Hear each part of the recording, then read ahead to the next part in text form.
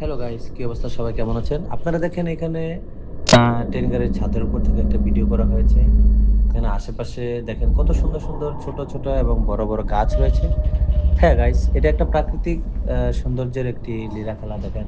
এখানে আশেপাশে কত ধরনের গাছ রয়েছে, কলা গাছ, কাঁঠাল গাছ, বিভিন্ন জাতের গাছ। আপনারা দেখেন মোটামুটি একটা আ পারিবারিক পরিবেশের ভিতর দিয়ে গাড়িটা যাচ্ছে।